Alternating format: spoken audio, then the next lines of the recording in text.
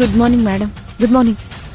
అవును, మీ ఇంట్లో ఎవరికో బాలేదని మంజు చెప్పింది.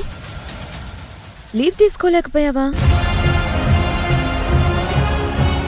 మేడం, తను లీవ్కి అప్లై చేసింది, కానీ కావేరియే ఒప్పుకోలేదు. కావేరియా? కావేరి ఒప్పుకోకపోవడం ఏంటి? తెలీదు మేడం, ఏదో ప్రాజెక్ట్ వర్క్ ఉందంట.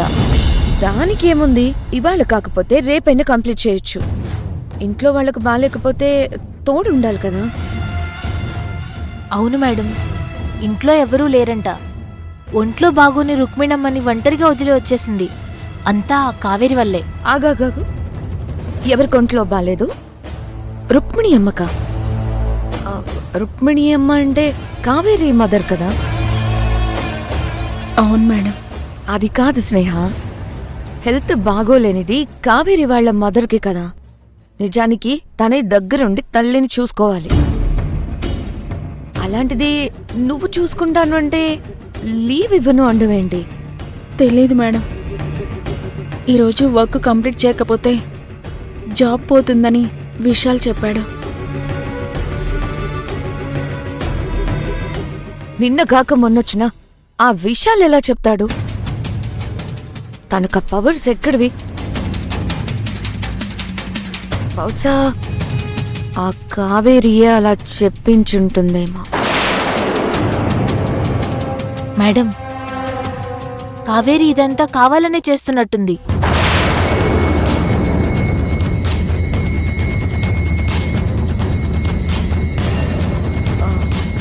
సారీ స్నేహ, ఈ కంపెనీకి బాస్ నేనే అయినా ఆ ప్రాజెక్ట్ చూసేది కావేరియే. ఇప్పుడు నేనేమైనా అంటే నారాయణమూర్తి గారికి చెప్పి ఆ ప్రాజెక్ట్నే ఆపేస్తుంది. అందుకే నేను కావేరిని కంట్రోల్ చేయలేకపోతున్నాను. I'm sorry.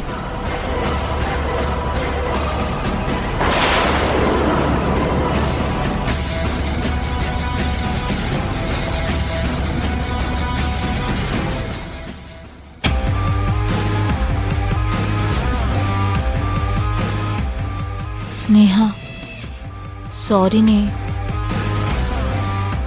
నీ లీవ్ గురించి నేను యమజ మేడంకే చెప్పాల్సింది. అప్పుడు ఆవిడ లేకపోవడంతో కావేరికి చెప్పాను. తను ఇలా రియాక్ట్ అవుతుందని అనుకోలేదే. నేను అనుకోలేదే. వాళ్ళ అమ్మకి ఫీవర్ వచ్చి నేను సేవలు చేస్తానంటే వద్దంటుందేంటి? పైగా ఆ విషయాలతో నానా మాటలు అనిపించింది. అవును స్నేహ, కావేరి మనసులో ఏదో పెట్టుకుని ఇదంతా చేస్తుంది. కావేరి ప్లాన్ చేస్తే మామూలుగా ఉండదు. చూసావుగా, యమజ మేడం కూడా భయపడిపోతున్నారు. అది కాదు మంజు, రుక్మిణమ్మని జాగ్రత్తగా చూసుకుంటానని శివగారికి మాటిచ్చాను. కానీ తప్పనిసరి పరిస్థితుల్లో ఇలా వదిలేసి వచ్చేసా. దానికి కారణం ఎవరు? కావేరియే కదా. నువ్వేం బాధపడకు. కావేరి నిన్నెందుకు టార్గెట్ చేస్తుందో తెలియడం లేదు. నిన్ను చూస్తుంటే జాలేస్తుందే.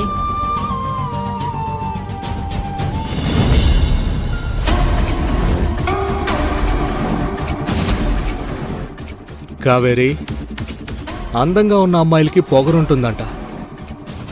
నిన్ను చూస్తే అది నిజమే అనిపిస్తోంది. సో అర్థమైంది కదా. కావేరీకి ఫోన్ చేసి జాగ్రత్తగా మాట్లాడు. Okay madam.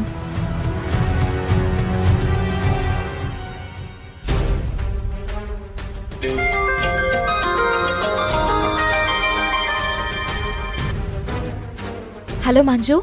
హలో కావేరి, నీకు ఈ విషయం ఎలా చెప్పాలో నాకు అర్థం కావట్లేదు. ఏమైంది?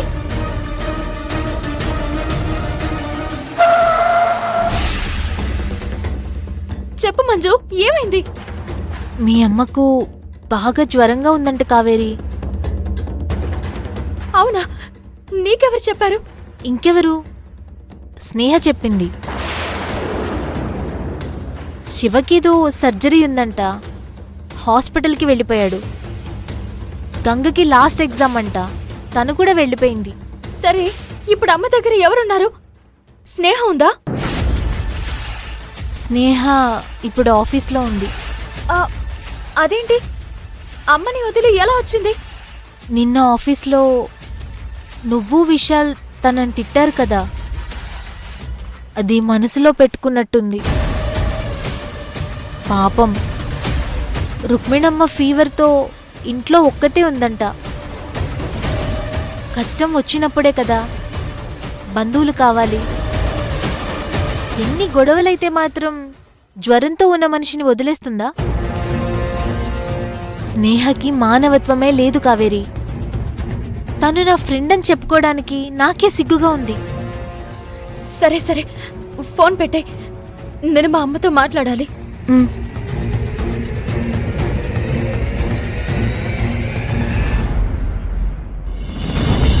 ఆ, ఏమైంది కావేరి గారు? మా అమ్మకి బాగోలేదంటండి.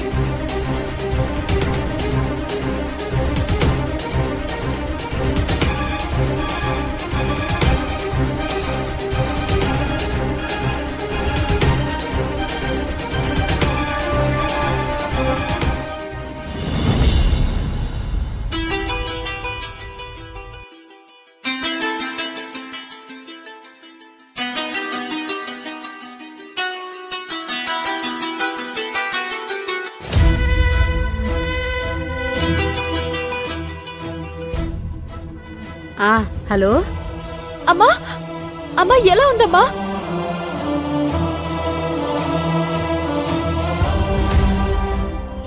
హలో అమ్మా, హలో అమ్మా, వినిపిస్తుందా?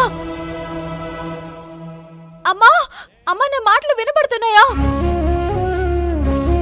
అమ్మా ఎలా ఉందమ్మా? కొంచెం జ్వరంగా ఉన్నది.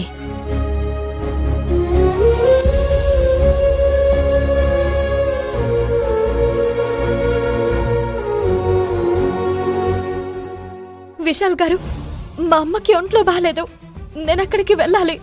మీరు సైట్ దగ్గరికి వెళ్ళండి, అవసరమైతే ఫోన్ చేయండి. అయ్యో కావేరి గారు, ఇక్కడ నుంచి ఎలా వెళ్తారు? ఇక్కడ క్యాబ్స్ దొరకవు, ఆటోలు కూడా దొరకవు. రండి, నేను డ్రాప్ చేస్తాను. వద్దులేండి, నేనేదోలా వెళ్తాను.